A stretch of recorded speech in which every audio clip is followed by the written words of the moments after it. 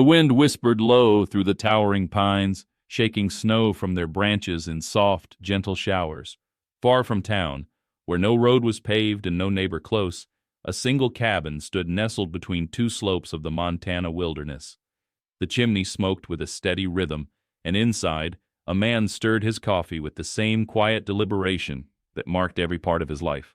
Thomas Whitlock had lived alone for over 15 winters. A woodsman by necessity, not by nature, he had come to these woods after his world fell apart, when his young wife, Clara, passed during childbirth, and the tiny child they had both waited for slipped away just hours later. Since then, Thomas had learned to live with the silence. He no longer fought the stillness. He had made peace with his loneliness. Until that morning, a knock at his door. It wasn't loud. In fact, he nearly thought it was the wind rattling the latch again. But it came again, soft, uncertain, and so out of place in this forgotten part of the world that it pulled him to his feet before his mind caught up.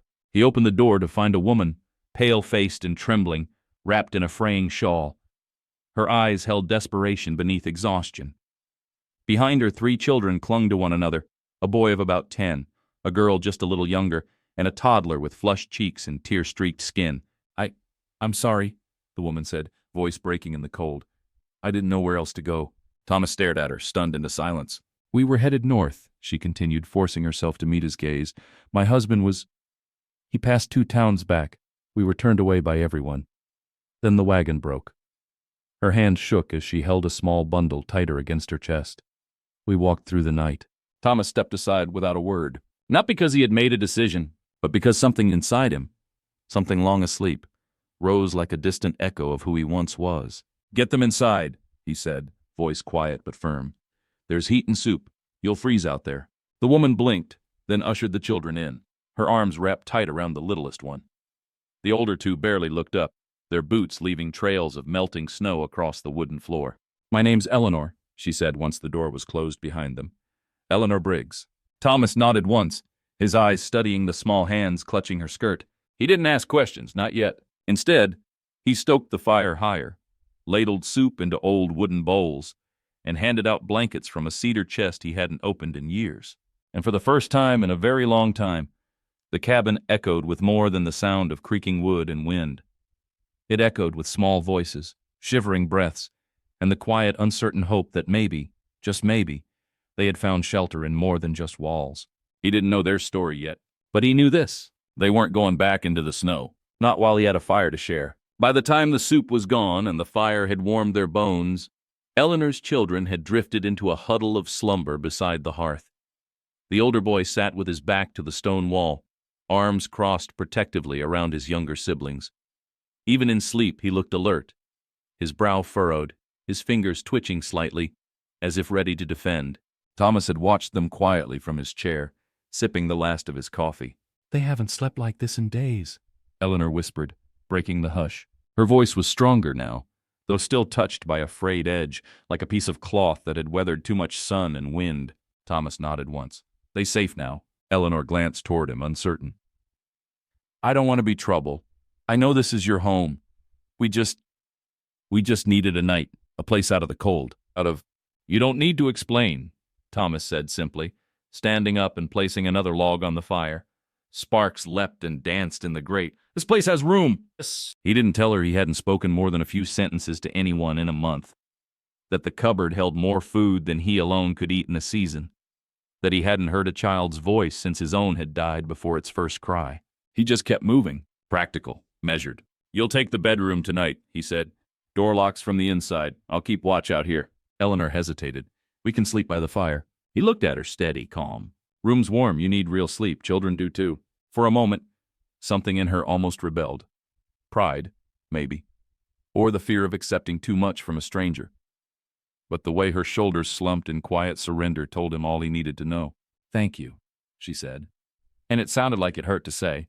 Later, with the children settled in the bedroom and the door gently shut, Thomas returned to his spot near the fire.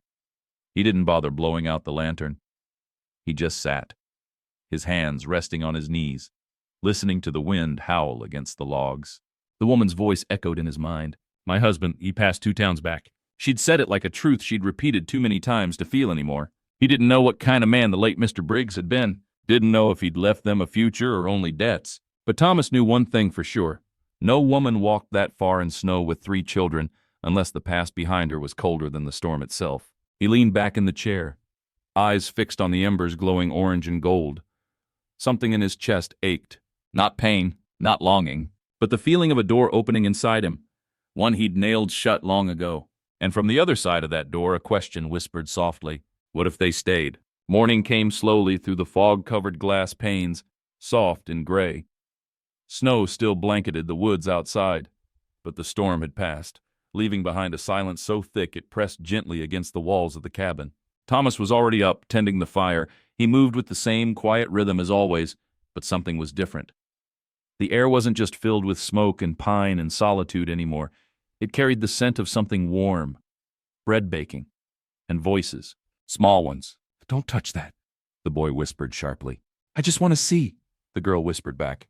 You'll break it. I won't. Thomas turned as the door to the bedroom creaked open. A small face peeked out, wide blue eyes under tangled blonde curls. She blinked at him, then stepped shyly into the room, barefoot, wrapped in a faded flannel blanket like a cloak. Morning, he said, voice low but not unkind. She didn't speak, just stared, then cautiously padded over and stood by the fire, her hands stretched toward the warmth. A second later, the older 2 followed, more guarded, more aware. The boy gave Thomas a long, careful look, protective again, assessing. I'm Thomas, he offered. The girl glanced up at her brother, then back at the woodsman. I'm Mary, she said, voice small but clear. I'm 6. Thomas nodded. Nice to meet you, Mary. I'm Eli, the boy muttered, not quite looking at him. 10. The toddler from the night before was still cradled in Eleanor's arms when she emerged, her steps slow, her eyes already scanning the room for trouble. But she relaxed slightly when she saw Thomas at the stove, handing a cup of warm tea to Mary without a word. I was going to help with breakfast, she said. I started it early, he replied, setting down a tin plate beside the stove. Fresh biscuits. There's jam, too, if they want it. Eleanor hesitated. You didn't have to do all this. I know. She didn't answer that. Just sat, the little one still asleep on her shoulder, and watched as her children ate more than they had in days. Later, when the children played with a small wooden horse Thomas had carved years ago, clumsily and without polish, Eleanor helped him gather firewood behind the cabin. The trees stood like silent sentinels, thick with snow. You live here all alone? She asked.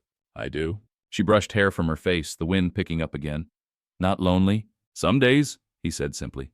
Other days, quiet's just quiet. She nodded slowly. I'm sorry to bring all this noise into your peace, she said. He looked at her. Not sharply, not kindly either, just real. It's a good kind of noise. Her breath caught slightly, but she didn't speak again for a moment. Then, Eli's been watching over us since my husband died, she said, almost to herself. He's too young to be that grown. Thomas didn't answer, just stacked another piece of wood in the crook of his arm. And I'm too tired to keep pretending I know what I'm doing, she added, voice dropping. You got them this far, he said. That's more than most. She met his eyes. For the first time, something softened between them, something shared and wordless, like 2 people who knew what it was to carry too much for too long. That night, after the children had drifted to sleep again, Eli still curled protectively near the door. Eleanor sat beside the fire while Thomas carved in silence. Do you ever go into town? She asked. Only when I have to. What about people? He glanced up. What about them? Do you ever miss them? Thomas didn't answer right away. His blade moved slow, shaving the edge of a new figure from the pine. I guess, he said at last. But I stopped waiting for someone to come knocking. Eleanor smiled faintly, the firelight dancing on her face. Well, she murmured, someone just did. And Thomas, though he didn't lift his eyes, couldn't quite stop the quiet pull at the corner of his mouth, a smile that hadn't touched him in years. 3 days passed like a breath. In the woods, time didn't rush. It moved with the rhythm of firewood splitting, stew simmering, and children's footsteps trailing through snow. The cabin, once still and silent, now held life in every corner. Laughter echoed off the walls. Little voices filled the spaces Thomas had long accepted as empty. And for the first time in many winters, he didn't mind the sound. On the 4th morning, Eleanor stood on the porch with her coat wrapped tightly around her, and her eyes turned to the edge of the trees, where the path bent westward toward the broken wagon. We should try to fix it, she said, more to herself than to Thomas, who was stacking logs nearby. "The sooner we move on, the better." He straightened slowly, looking at her through the drifting snow. "No rush," he said. Her hands clenched the railing. "But we can't stay here forever." "You can," he said simply. The wind stirred between them. Eleanor turned to face him fully, her jaw tense.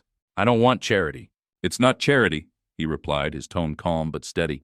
"It's shelter, food, rest. You need those." "And then what?" she asked. "I raise 3 children in someone else's home? Wait for you to grow tired of us?" Thomas stepped up onto the porch, brushing snow from his shoulders. "I'm not tired of you." She blinked. "I've lived in this cabin for years," he continued, his voice low. "I built it for a family that never got to live in it. Maybe I thought I'd die here alone, but then you knocked." Eleanor looked away, her breath forming pale clouds in the cold. "I'm scared," she whispered. "So am I." Her eyes darted back to his. He held her gaze. "I don't want to take anything from you," she said. Thomas shook his head. "You've already given something back." She frowned. "What?" He opened his mouth, then hesitated. Instead of answering, he simply said, "Come on, let's go see about that wagon." The wreck wasn't far, just a half-mile from the bend in the trees where the trail grew steep.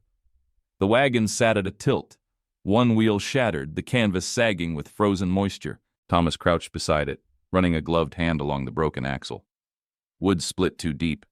Might be able to fix it with a new beam, but it'll take time." Eleanor wrapped her arms around herself. "The horses ran when the wheel gave. Haven't seen them since." Thomas looked up. "Even if we fix it, where would you go?" Eleanor didn't answer right away. She knelt beside the wagon and pulled open a trunk inside. Worn clothing, a few toys, a Bible with pages wrinkled from damp. She rested her hand on the edge of the chest. "I don't know," she said softly. "I thought I was heading toward something, but now I think I was just running." Thomas stood, brushed snow from his knees. "Sometimes running gets you where you're supposed to be."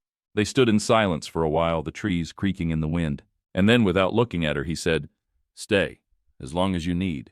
Eleanor turned to him, the words catching in her throat. He didn't push her to answer, just offered his hand and waited. She took it, not with certainty, not with surrender, but with the quiet, tentative grip of someone who had walked too far to keep refusing warmth. That night, as the wind picked up again, Eleanor tucked her children into the corner bed and whispered a prayer over each of them. Thomas sat at the kitchen table, carving a second wooden horse, this one for Mary, who had asked shyly if he could. And in the hush that followed, Eleanor looked at him across the flickering light and said the first thing that wasn't about fear or planning or fleeing. She said, "Thank you."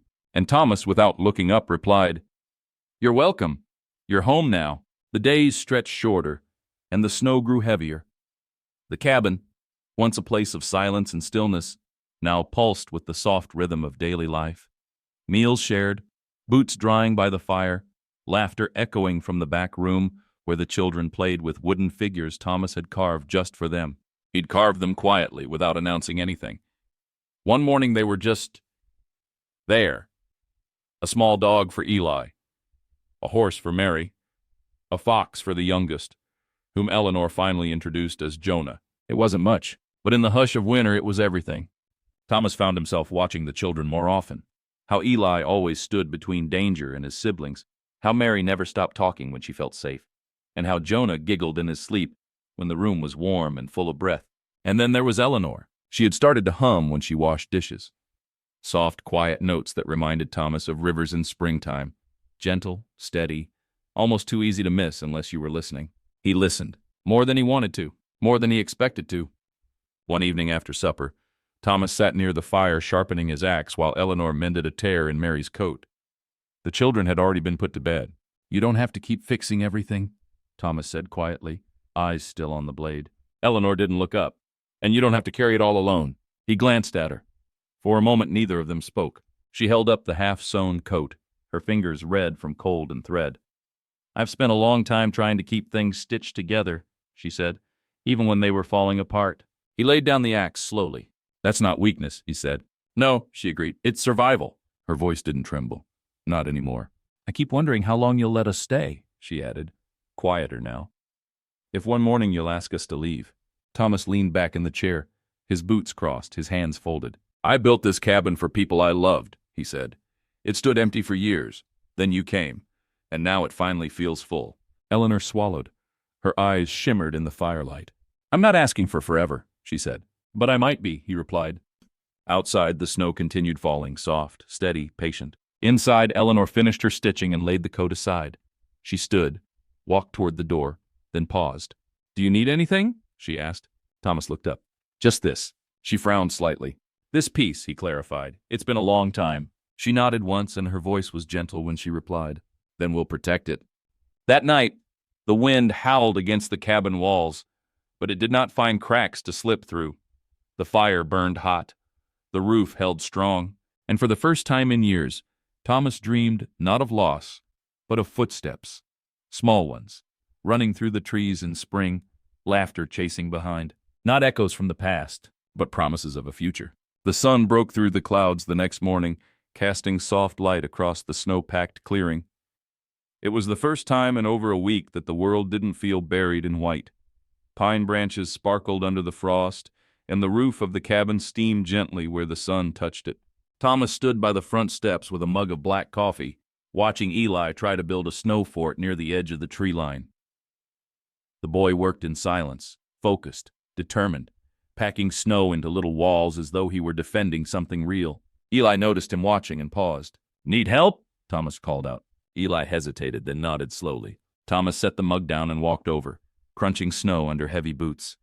He crouched beside the boy and inspected the half-finished wall. "Not bad," he said. "But it won't hold if you don't pack the base tighter. Cold nights like this, it'll freeze solid if you shape it right." Eli looked up, surprised. "You've built one before?" "Plenty. When I was your age, we built them deep enough to hide in. My brothers and I would throw pine cones instead of snowballs." Eli almost smiled, just a flicker. Together, they pressed snow into stronger forms. Quiet work. The kind that didn't need talk. And in that shared silence, something began to shift, not just in the snow fort, but between them. "You take good care of them," Thomas said after a while, nodding toward the cabin. "I have to," Eli said softly. "You're just a kid. I don't feel like one." Thomas looked at him for a long time. "Maybe not, but you don't have to carry it alone here." Eli's hands stilled. He didn't speak, but he didn't look away either. Thomas nodded once, and they went back to working the snow. Inside, Eleanor stood at the window watching them, a faint smile tugging at her lips. She held Jonah on her hip while Mary dragged a small broom across the cabin floor, pretending she was helping. "I think Mr. Whitlock likes us," Mary said suddenly. Eleanor glanced over. "Why do you think that?" "Because he made Jonah a fox and gave Eli his knife." "What knife?" "The one with the feather on the handle. Eli won't take it out of his pocket now." Eleanor's heart softened. She kissed Jonah's head and turned back to the window. Thomas didn't just like them. He was beginning to care, and that scared her more than the cold ever had. That night, Thomas brought down an old cedar box from the high shelf above the hearth. Eleanor was wiping dishes dry while the children played quietly in the back room. "What's that?" she asked. He opened it without speaking. Inside were old photographs, faded, creased, curled at the edges. A woman in a gingham dress, smiling at someone just out of frame. A baby carriage. A younger Thomas, beardless, holding a string of fish and wearing a look that seemed like it belonged to another lifetime. "My wife's name was Clara," he said, eyes on the photo. "We lost the baby, and her, same day." Eleanor's hands paused on the towel. "I'm sorry," she whispered. Thomas nodded. "So was I, for a long time." He looked up and his eyes were steady, quiet, clear. "But you showing up, it didn't bring back what I lost. It brought back something I thought I couldn't feel again." Eleanor felt the words settle deep in her chest like stones dropped in still water. "You don't have to say anything," he said gently. "I just wanted you to know. I'm not afraid of you staying." "I am," she admitted. He nodded. "That's all right. We'll take it slow." She closed the towel and set it down, then sat across from him at the table. The fire cracked softly between them. Outside, winter held firm. But inside the cabin, something deeper had started to thaw. By late February, the forest began to shift. The wind lost its bite.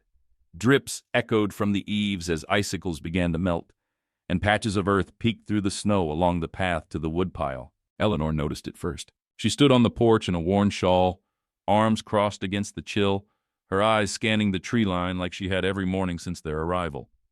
But this time, the cold didn't seem as sharp. The trees no longer loomed. They whispered. Behind her, inside the cabin, Mary hummed while drawing with charcoal on spare scraps of paper.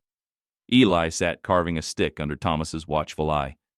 Jonah napped, cheeks rosy, breath even.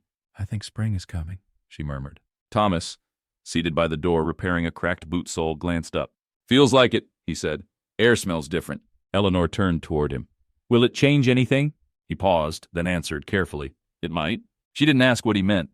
She already knew. Spring meant choices, movement, possibility.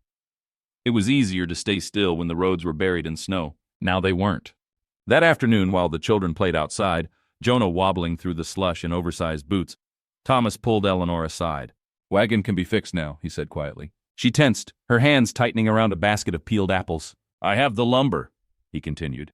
"And the weather's holding. Could have it ready in a week." She set the basket down slowly. "You've been planning that?" He met her gaze. "Only in case you asked." Eleanor stared at him, her chest suddenly tight. "I thought you wanted us to stay." "I do." "Then why?" "Because staying only means something if it's your choice." The room was silent for a long moment. Then Eleanor sat beside the table, hands clasped in her lap. "I don't know where I'd go," she said. "You don't have to know yet." She looked up at him, tired and honest and brave. "But I also don't know how to stay." Thomas nodded slowly. "Then stay until you do." That evening, Eleanor found Eli outside by the half-built snow fort, now mostly melted. He was poking it apart with a stick, knocking down the walls. She walked over, pulled her shawl tight. "Bad day?" she asked gently. Eli shrugged. "You scared we'll leave?" she asked. He didn't answer. "I am too," she whispered. Eli turned to look at her. Really look, for the first time in days. "Do you want to leave?" he asked. "I don't know," she said.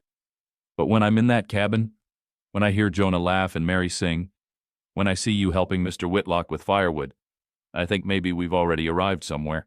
Eli looked toward the window, where the fire inside flickered behind frosted glass. "I like it here," he admitted. She smiled softly. "Me too." That night, as the family gathered near the hearth, Eleanor found herself laughing, really laughing, at something Jonah said in his sleep. The children had curled together under a heavy quilt, and Thomas was reading an old journal aloud, one filled with strange little facts about the mountain birds. And when Eleanor turned to him, firelight on his face, something in her heart whispered what her voice hadn't yet dared. "We belong here." Not because the cabin was warm, but because Thomas had made room for more than just bodies. He'd made room for hope. The thaw continued its slow, steady work. Icicles dripped into puddles. The snow packed tighter underfoot. The trees shed their winter coats, revealing dark bark and pale buds just beginning to form. Each morning brought a few more birdsong notes than the one before. Inside the cabin, change moved slower, but it moved. Thomas had cleared a space on the wall beside the hearth, hammering in new nails for extra coats. 3 smaller hooks joined his own, carved from pine and sanded smooth. He didn't announce them, just hung them there one morning before anyone woke. By lunchtime, the children's coats were hanging beside his. Eleanor stood staring at that wall later that evening, her thumb trailing across the smallest hook. "Why'd you do that?" she asked softly. Thomas looked up from his chair. Didn't seem right to keep pretending those pegs were just for guests. Her lips parted slightly, her fingers curling inward. "But we haven't said—" "I know." Thomas stood, wiped his hands on his trousers, and approached slowly, like someone approaching a wild animal that might bolt if startled. "I'm not asking for promises," he said. "Not tonight. Not yet. But hooks in the wall, they're just a way of saying, if you want to stay, there's space here for you. Real space." Eleanor looked up at him, her eyes unreadable. "Even if I never say it out loud?" He offered the faintest smile. "I'm a man who listens more with silence than with words." That made her laugh softly, unexpectedly. "You're doing better than most." That night, the children begged for a story. Thomas, not much of a storyteller by nature, opened a tattered old book and read with his slow, steady voice. It was a simple tale about a deer and a coyote who became unlikely friends. Half fable, half poem. Eli sat near the hearth, Mary curled at Eleanor's feet, and Jonah leaned against Thomas's leg, tiny fists tangled in a blanket. Halfway through the story, Eleanor looked up from her knitting and realized none of them were looking at the book. They were watching him. All of them. Eyes wide, faces calm, safe. She hadn't seen them look that way in years, and he didn't even seem to notice.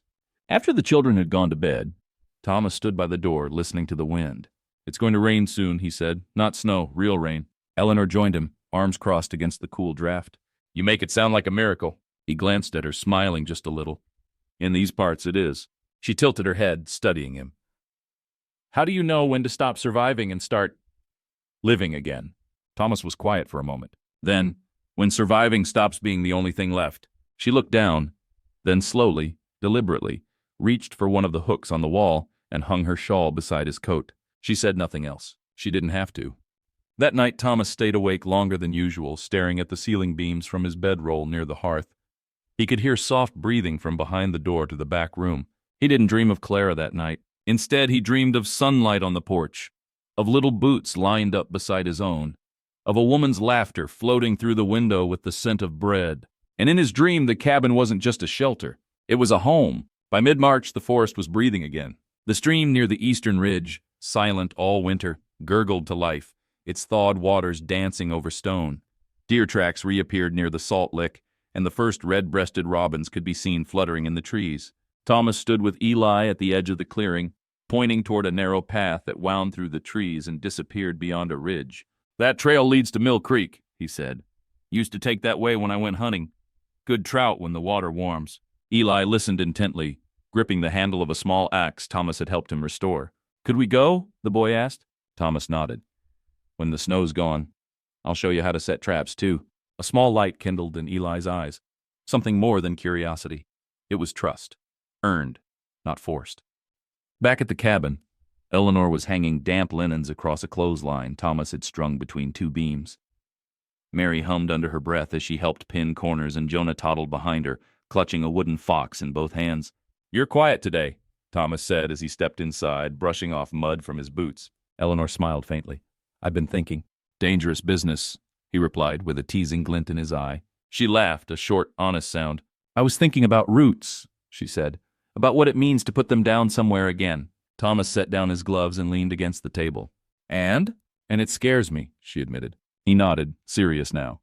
"Because it means letting go of the idea that you might leave." She looked up. "Exactly." Thomas walked over, slow and measured. He picked up a small clay pot from the windowsill, the one Mary had filled with soil and a single sprout just beginning to push through. He held it gently, then offered it to Eleanor. "Still grows," he said, "even if it's scared." She looked at the fragile green stem and then at him. Something deep in her chest shifted, like a knot finally loosening.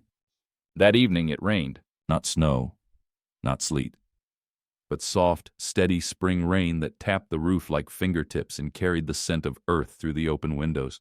The family gathered inside, the fire crackling in the hearth. Thomas stirred stew while Eleanor braided Mary's hair. Jonah giggled at shadows on the wall.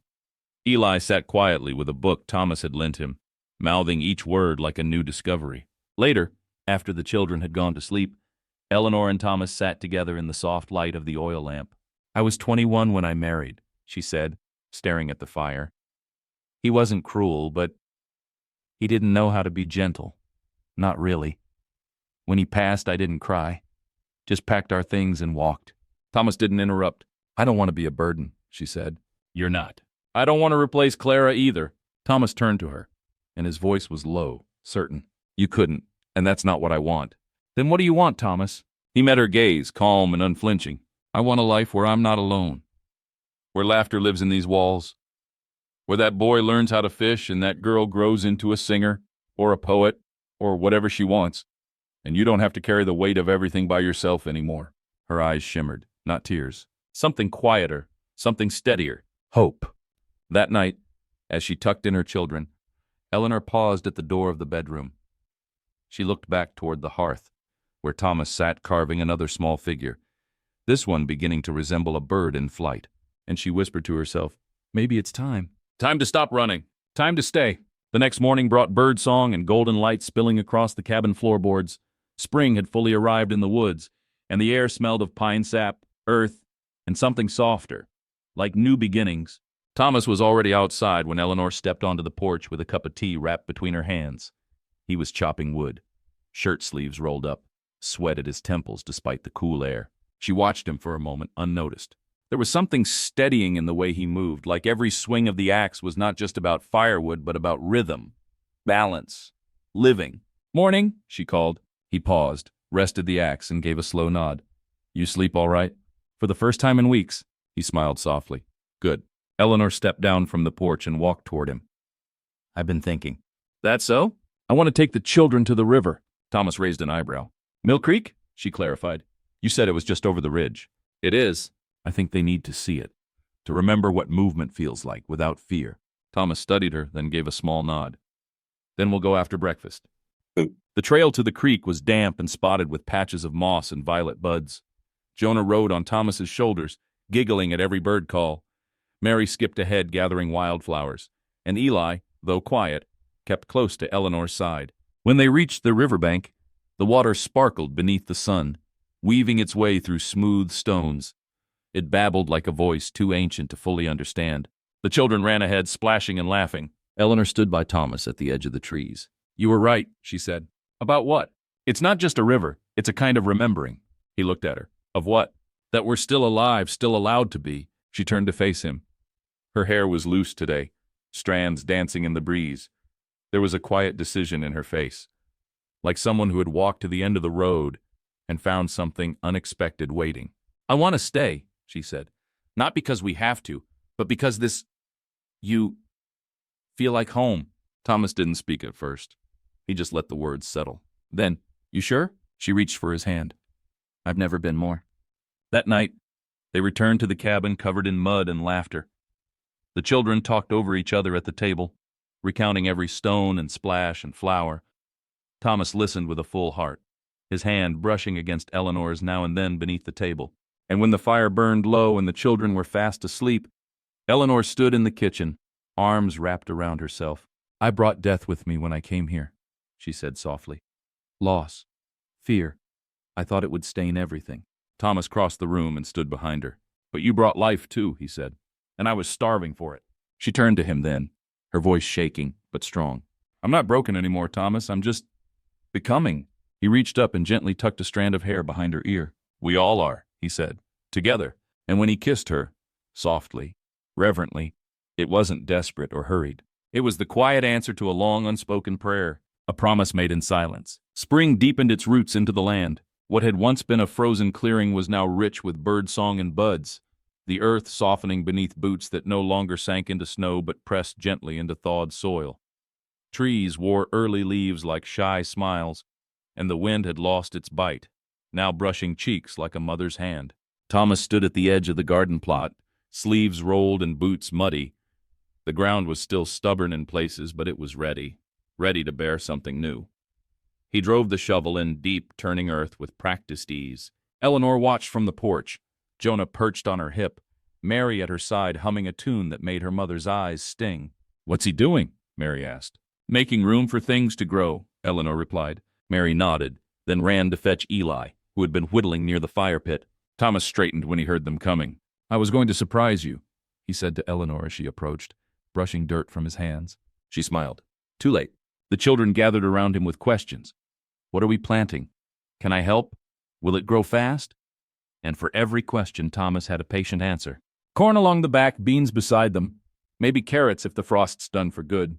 And flowers? Mary asked, eyes wide. Thomas gave a quiet chuckle. I reckon there's always room for flowers.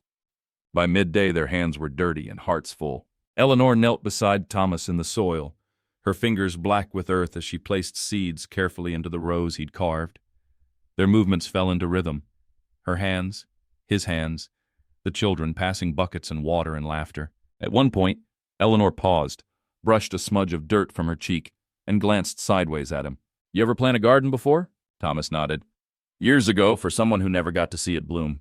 Eleanor stilled. He didn't elaborate. She didn't press. But when she returned to digging, her fingers lingered a little longer in the earth, as though promising it would bloom this time. That evening, the family sat on the porch steps watching the sun melt into the trees. The air was warm, the smell of turned soil still clinging to their clothes. Eli leaned against the railing, content. Mary rested her head on Eleanor's shoulder. Jonah slept in her lap, clutching a faded stuffed rabbit Thomas had found in an old trunk. Thomas broke the silence. Come summer, we'll need to reinforce the roof, and I'll build a coop. Chickens'll do well here. Eleanor smiled, teasing. Making long-term plans now, are we? He glanced at her, face unreadable, but his voice was quiet with truth. I am. She looked away, heart thudding, not from fear, but from the terrifying, wonderful realization that she was too. That night, Eleanor placed her shawl, her only one, on the hook beside Thomas's coat. Not just for warmth, not for politeness, but as a declaration of belonging, of roots. And in the small mirror beside the hearth, she caught sight of herself and didn't look away. She saw a woman not just surviving, but alive, present, steady. A mother, a widow, and now, something else. Something new, something becoming whole again. The warmth settled in like a guest who had every intention of staying. By late April, the last frost had gone. The creek sang louder, swollen with meltwater, and the woods surrounding the cabin came alive with motion. Foxes darting between trees, wildflowers pushing through underbrush, and bees humming near the porch rail where Mary had started leaving out bits of sugar water for the tired ones. The garden grew in careful rows. Carrots, beans, corn, a small patch of wild violets Eleanor insisted on keeping untouched. "I like the idea that something grew without us," she said, brushing soil from her skirt. Thomas had started waking early again, before even Eli. He would step out while the fog still hugged the trees and walk the property's edge. Not to check for threats, those days were behind him now, but to listen, to remember what it felt like to be part of something steady. One morning, Eleanor found him on the roof. "You planning on flying away?" she called up. Thomas glanced down, smirking. "Just patching leaks. Summer storms come fast around here." She shielded her eyes from the sun. "You want help?" He paused, then said, "I want your company." She climbed the ladder. They worked in tandem, pulling away cracked shingles, laying down fresh wood. The children played below, their laughter rising up like music. Eleanor handed him nails without needing to ask where they went. Thomas caught her wrist once, steadying her as she balanced on the beam. "You're braver than you look," he said. "I've had to be." He nodded, gaze holding hers. "You still don't have to carry it all." She smiled faintly. "Maybe, but now I'm not carrying it alone." He let go of her wrist slowly, deliberately, and neither of them looked away for a long time. That evening, a light rain tapped on the fresh roof. Not a single drop slipped through. Inside, the fire burned low. Eleanor was brushing Mary's hair. Jonah had fallen asleep face first on a puzzle Thomas had carved from scrap wood. Eli sat polishing the little axe Thomas had gifted him. A boy becoming slowly the shape of a man. Thomas stood by the doorway, watching them. A world he hadn't expected. A family he hadn't dared to want. Eleanor noticed and rose quietly, joining him at the door. "Was it always like this for you?" she asked. "What?" "The silence before we came." He nodded. "It was quiet, but not full." "And now?" He looked at her. "Now it feels like the quiet means something." They stepped out onto the porch, letting the rain touch their skin. It was warm, soft, like fingers drumming on an old song. Eleanor leaned against the railing, folding her arms. "Sometimes I still wonder if I deserve this," she said. Thomas turned to her, voice sure. "You do? Even with the mistakes I've made? The fear I still carry?" He reached over, placed his hand gently over hers. "Especially because of those." That night, long after the children were asleep, Thomas left the door unlatched, not because he was careless, but because he wasn't afraid anymore. And from the room down the hall, Eleanor saw it. She saw the door left open and understood what it meant.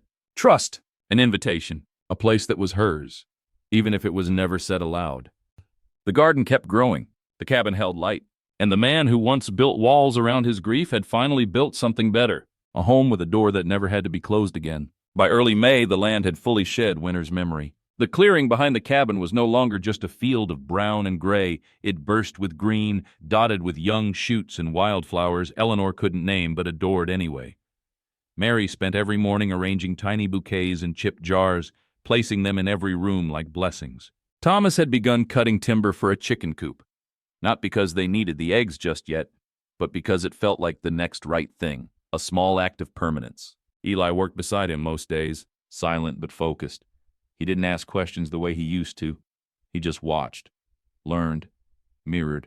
"You've got a good hand for this," Thomas said one morning as the boy straightened a beam. Eli shrugged, but the pride on his face betrayed him. Thomas added, "You think you're just helping build a coop, but really you're helping build something bigger." "What do you mean?" Eli asked. Thomas didn't answer right away. Instead, he rested a hand on the boy's shoulder and said, "You'll see."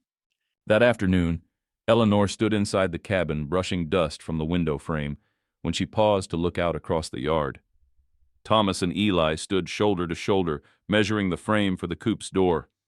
Mary twirled with her arms full of flowers while Jonah dragged a small shovel twice his size through the dirt like a plow. And for a long moment, she didn't feel like a guest anymore. She felt rooted, not trapped, not indebted, just home. Later that evening, she took a deep breath and found Thomas on the porch. a mug of coffee cradled in his hands, watching the last rays of daylight stretch across the trees. "I want to ask you something," she said. He looked up, alert but calm. "All right, if I were to stay, really stay, what would that mean to you?" Thomas set the mug down slowly. "It would mean everything," he said. She stepped closer. "And what would you ask of me?" His voice dropped to a near whisper. "Only what you're already giving." Eleanor's chest tightened. "And the children? They're yours. But they're part of this now, too. I wouldn't ask them to be anything other than what they are. I just want them safe, loved, free to grow here." She nodded, her throat tight with emotion. "That's all I want, too." Thomas hesitated, then added, "You don't need my name to belong here. But if there comes a day you want to share it—" He trailed off. Eleanor didn't answer right away. But she reached down and took his hand, and didn't let go. That night, when the children were asleep, Thomas pulled an old book from a trunk at the foot of his bed. Inside were pages of lined paper and hand-drawn plans, ideas for a barn, a smokehouse, even a second bedroom. Eleanor sat beside him, flipping through the pages. "You've been thinking ahead," she said. "I've been hoping," he replied. Then he took a blank page, placed it between them, and laid a pencil across it. "For whatever we build next," he said. "Together." The pencil remained untouched for now, but the space was there. And sometimes, the most sacred part of a home isn't what's already been built, but what's waiting to be drawn. June came with early heat, the kind that softened tree bark and coaxed the scent of pine into the breeze. The garden stretched higher with each day, bean vines climbing, corn reaching, wildflowers blooming in gentle chaos. Thomas stood near the edge of the porch, sharpening the old scythe he'd rescued from the barn rafters, while Eleanor sat nearby mending a button on Eli's shirt. The children had taken to the woods that afternoon, trailing after Mary's idea of a treasure map, which was really just a piece of charcoal on old canvas and a lot of imagination. "Do you remember the first night I arrived?" Eleanor asked quietly. Thomas nodded. "You were half frozen and half defiant." She smiled, eyes fixed on the needle. "I thought I was just passing through. And now?" She finished the stitch, tied the thread, and looked up. "Now I think we were always headed here." Later that evening, as twilight crept over the trees and dinner cooled on the table, Jonah toddled in with dirt on his cheeks and something clutched tightly in a small hand. "A rock?" Eleanor asked, crouching to meet his gaze. He shook his head fiercely. "Name!" Eli stepped in behind him, smiling. "He's talking about the stone we carved." Thomas raised a brow. "What stone?" Eli reached into his pocket and pulled out a smoothed river rock, flattened and pale. Across its surface were 4 crooked letters scratched carefully into place. "Briggs." Thomas looked at Eleanor. "Your family name." Eli shrugged. "Figured we should plant it at the edge of the garden, like people do with farms." Mary chimed in from behind the door. "It means we live here now, right?" Eleanor stood slowly, her eyes never leaving the stone in Eli's palm. Thomas stepped forward, voice soft. "You already do." Eli held out the rock to him. "Will you help me put it in the dirt?" Thomas took it carefully, reverently. "I'd be honored." Together, they chose a spot at the very edge of the garden, where the corn rows ended and the forest began. The soil was dark, rich, tilled by hands that now belonged here. Thomas dug a small hole while Eleanor stood beside him, Jonah cradled on her hip, Mary holding her breath like it was a ceremony. Eli placed the rock in the ground, and Thomas pressed the soil gently around it. No speeches, no grand declarations, just belonging, etched in stone. That night, Eleanor lingered in the doorway after the children were asleep. Thomas stood by the fire, stacking kindling, his silhouette warm against the glow. "Briggs," she said, and he turned to look at her. "That's the name we brought here." He nodded slowly. "It's a good name." She stepped closer. "But it's not the only one in this home." He set the wood down and wiped his hands. "What are you saying?" She took his hands in hers, steady and certain. "I'm saying there's room for yours, too." His breath caught. And for a man who had spent years choosing silence over sorrow, there were no words to match that moment. So he leaned in and kissed her. Not to claim, not to ask, but to answer what had already been growing between them, as natural as spring, as strong as the roots beneath their feet. By midsummer, the forest buzzed with life. Crickets sang at dusk. Frogs croaked from the pond beyond the ridge, and the wind moved gently through the trees like it had something kind to say. The cabin no longer creaked with emptiness. It breathed. It expanded. It held. One afternoon, as Thomas sanded the edge of a long cedar plank beneath the shade of the porch, Eleanor came outside, brushing flour from her apron. "What are you working on now?" she asked, stepping barefoot onto the warm planks. He looked up, smiling. "A bigger table." She tilted her head. "What's wrong with the one we have?" Too many elbows, not enough room for stories. Eleanor's eyes softened. You planning on feeding half the forest? Just one growing family. She sat beside him, watching his hands move over the wood, slow and sure. I never imagined this, she said. What? A life that felt wide, open, like it could stretch out without breaking. Thomas set the sander down and looked at her fully. That's how I feel when I see you walk through that kitchen in the morning, like the world just got wider. Her cheeks flushed. Even now, after all this time, he still had a way of catching her off guard. Not with grand gestures, but with the plain truth. It took 3 days to finish the table. Thomas built it long and sturdy, using wood from a fallen tree near the back ridge, the kind of tree that had survived 3 storms and still found a way to keep growing. He carved a small detail beneath the lip of the table. A fox, a sprig of violets, and 3 sets of initials. E.M.J. He didn't tell them. He just waited. When the table was finished, they celebrated, not with fanfare, but with soup, bread, and berries Mary had picked herself. Jonah mashed most of his into the floor. Eli pretended not to enjoy seconds. Eleanor stood at the head of the table, a cloth napkin in her hands, and just looked around the room. No one spoke at first. Then Thomas raised his cup. To second chances, he said quietly, and to the ones who make us brave enough to take them. Eleanor clinked her tin cup to his. To not walking alone anymore.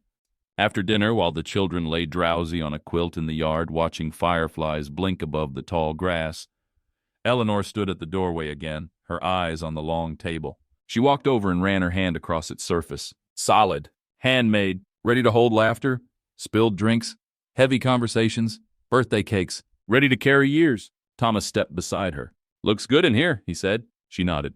So do we.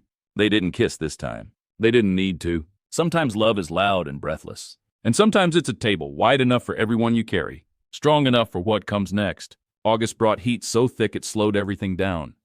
The pine needles felt dry underfoot. The garden begged for water each morning, and the creek dipped low, its song quieter, more secretive. Life moved slower, more deliberately. But it still moved. One morning, while dusting the shelves near the hearth, Eleanor found an envelope tucked between the pages of an old almanac. The paper was yellowing, the ink faded, but her name, Eleanor Briggs, was written clearly on the front. She hesitated before opening it. Inside, a folded letter, dated from a town they had passed through that brutal winter.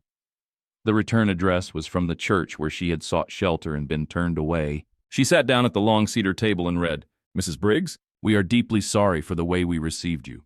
There is no excuse. We heard later of your husband's passing and your children's condition, and we've prayed for your safety every day since. Should you ever return, you and your family will be welcomed with open arms. Pastor Linwood Millridge Chapel. Eleanor's hands shook slightly, though she couldn't say why. The letter was kind, honest, regretful. But as she folded it back up, all she could feel was done. Like the past had finally caught up and, instead of pulling her back, had simply bowed its head and stepped aside. Thomas entered quietly, wiping his hands with a rag. Something wrong? She held up the letter. He didn't take it, just sat beside her. From a place we passed, she said. They want me to know we would have been welcomed, eventually. You thinking about going back? He asked, voice neutral. Eleanor stared at this paper. No. I'm thinking about how I no longer need them to make it right. She folded the letter slowly, slid it back into the envelope, and placed it in the kitchen drawer. Not to forget it, but to leave it where it belonged. In the past, that afternoon, she joined Thomas in the garden. Together they checked the beans, tied up sagging vines, and pulled what few carrots had survived the sun. At one point he handed her a crooked one and said, Guess we grow imperfect things here. She laughed. That's the only kind I trust. Later, Eli found a lump of beeswax and carved it into the shape of a dog. Mary painted it blue. Jonah bit its tail. And as the sun set, they gathered for a small meal under the porch awning. The air was thick with the scent of tomato vines and pine resin. Thomas took a slow breath and said, You've been quiet today. Eleanor smiled. Because I'm full. He gave her a questioning look. Not just of food, she said. Of peace. Of knowing we didn't just survive, we arrived. He reached across the table and touched her hand. You brought the color back. She closed her fingers over his. You held the door open. And in that moment, surrounded by chipped plates, garden-stained clothes, and a family stitched together by mercy and mud, she understood something deeper than survival. She had a future now, and it no longer needed permission. September arrived with a hush. The wind cooled, carrying hints of change through the trees. leaves not yet golden, but thinking about it. The forest whispered of what was coming. Shorter days, longer shadows, and the slow inward turning of the land. But for now, it was still warm enough to work outside, still kind enough to walk without coats. That week, Thomas repaired the fence line with Eli. Jonah followed, dragging a stick twice his height, occasionally attempting to help. Mary collected pine cones and tucked them into her apron like treasure. Eleanor baked. Every day felt stitched to the next, ordinary and beautiful, until the sky cracked. The storm rolled in late one afternoon, sudden and sharp. Dark clouds spilled across the valley like a tide. By dusk, the trees were swaying, the wind howling. Rain slammed against the roof like fists. Inside the cabin, Eleanor and Thomas secured the windows. The children sat near the fire, wide-eyed but calm. Jonah in Mary's lap, Eli holding a lantern. "It's all right," Thomas said as thunder rolled above. "Roof's strong." "I remember storms like this," Eleanor whispered, testing the lock on the back door. "Only back then, we didn't have walls that held." Thomas looked at her. "You do now." The power of the storm rattled even the bones of the forest, but inside the cabin held. The fire flickered, steady. The walls stood firm. The roof, patched and reinforced with Thomas's care, didn't leak a single drop.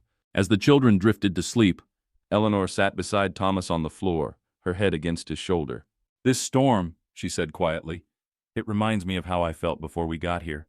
He didn't ask her to explain, but she did. Loud, chaotic, like something was about to break, but it didn't. He placed his hand gently over hers. "You didn't." She turned her face toward him, searching his eyes. "Do you know what it means to have someone believe you're whole, even when you don't feel it yet?"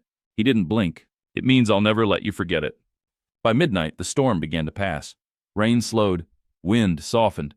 The trees outside still dripped, but the worst had moved on. Eleanor stepped onto the porch in her shawl, breathing in the scent of wet earth. The sky, once angry, was clearing, revealing stars like shy confessions. Thomas joined her, arms crossed. "I think we passed a test tonight," she said. "We?" She looked up at him, eyes steady. "Me, the children, this place, us." He nodded slowly. "And?" "I want more storms," she whispered. He raised an eyebrow. "Not trouble," she said, smiling. "Just things that make you realize what you have when they pass." Thomas reached out, brushed her damp hair back behind her ear. "Then I'll be here through all of them." She leaned in, rested her forehead against his chest. "So will I." The wind sighed through the trees one last time, as if bowing in acknowledgement. Inside, the children dreamed soundly, and on the porch, under a clearing sky, two people who had once lived in silence now stood side by side, grounded not just by survival, but by the quiet, unshakable knowing that they had already weathered the worst. Together, by early October, the mornings turned silver. Dew kissed the porch rails. The garden gave its final gifts: wilted vines, tired roots, but enough potatoes and squash to fill the pantry shelves Thomas had reinforced just in time. The nights came faster now, and with them came the frost. Not heavy, just a whisper on the grass, a quiet reminder. Winter was on its way, but this year no one was afraid of it. Eleanor stood in the root cellar one morning, taking stock of the jars they'd sealed.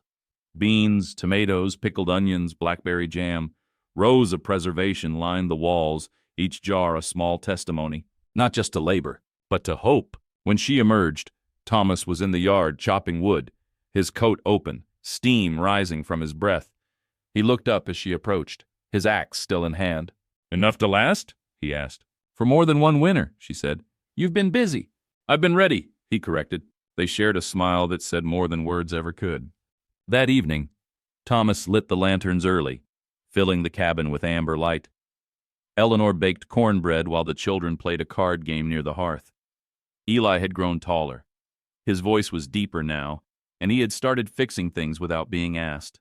Mary was learning to read by the fire, stumbling through a worn storybook Eleanor found behind the pantry. Jonah still refused shoes unless it snowed, but he called Thomas Pa now, completely unprompted. And no one corrected him, not even Eleanor, especially not Thomas. Later, while brushing out Mary's hair, Eleanor asked, "Do you miss the road?" Mary looked up, surprised. "The road?"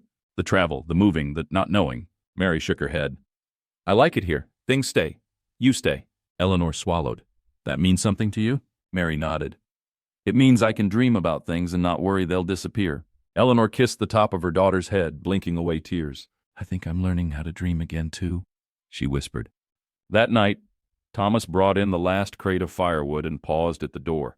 "Thought we might need a second bed frame soon," he said. "Eli's outgrowing that cot." Eleanor raised an eyebrow. "You planning on turning this place into a boarding house?" Thomas grinned. "Only for one particular family." She crossed the room, took the crate from his arms, and set it down. "You keep building like this," she said softly, "and I might start believing this life was always meant for me." He cupped her face gently, thumbs brushing her cheeks. "It wasn't always," he said, "but it is now." Outside, frost crept in delicate lines across the garden. It would sleep soon, beneath snow and quiet, but it would wake again. It always did. And inside, by firelight, a woman who had once walked through storms alone leaned into a man who had waded through 15 winters without hope. And neither of them were waiting anymore. They were living, rooted, together. The first snow came early. Not heavy, not harsh, just a soft dusting across the trees and rooftops, the kind that melted by noon but left footprints behind. Eleanor stepped onto the porch wrapped in her shawl, coffee in hand, watching the flakes settle gently on the steps. She didn't flinch at the cold. She welcomed it. Inside, the cabin had already shifted into winter mode. Extra quilts on the beds, jars on every shelf, the hearth burning low and steady. It no longer felt like a shelter borrowed. It felt like a life chosen. Thomas joined her, pulling his coat tight. He stood beside her without words, breathing in the snow-dusted morning. "I got a letter," Eleanor said quietly. He looked over. "From my sister," she added. "Found us somehow. She's in Nebraska now. Wants to know if we're still alive." Thomas nodded once. "Are you going to write her back?" "I don't know," she said honestly. "I'm not the same woman she remembers." He didn't speak. He didn't have to. "But maybe," Eleanor continued, "I'll tell her about a man with quiet hands and a house that stands through every kind of storm." Thomas's throat tightened, but his voice stayed steady. "Tell her what you want. You don't owe anyone your old story." She turned to him. "Then maybe it's time I start writing the new one." That afternoon, with snow still clinging to the edges of the field, Eleanor walked into town. She didn't tell the children she was going, didn't ask Thomas to come. She just said, "I need to send a letter." At the post office, the clerk stared a little too long, trying to remember her face. But Eleanor stood tall when he asked for a return address. She smiled faintly and said, "The Whitlock place, East Ridge." For the first time, she said it like it was her place, too. That night, she came home to the scent of roasted squash and the sound of Eli chopping kindling outside. Mary was drawing at the table. Jonah was napping near the stove, a blanket tucked under his chin with one corner curled in his fist. Thomas met her eyes when she stepped inside. "You went alone," he said. "I needed to."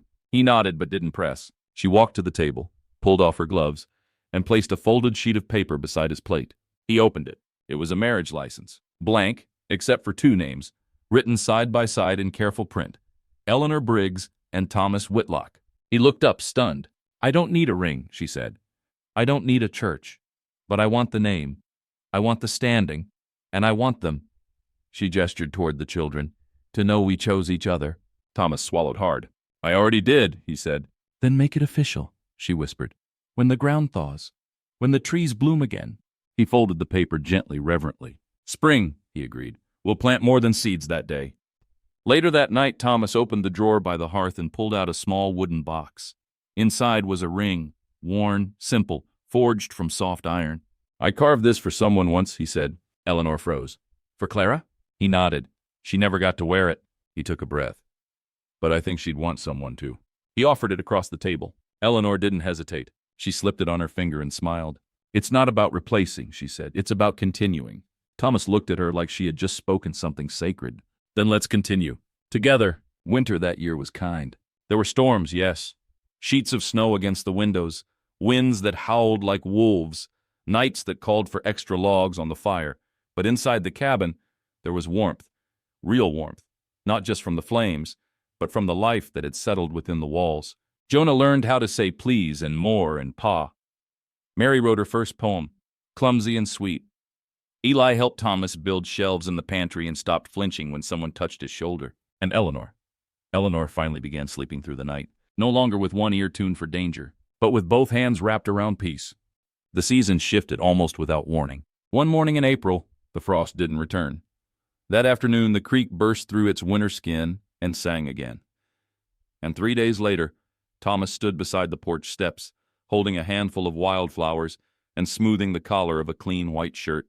Inside the cabin, Eleanor stood in front of the mirror, her dress simple but soft. Light blue, sleeves rolled just past the elbows.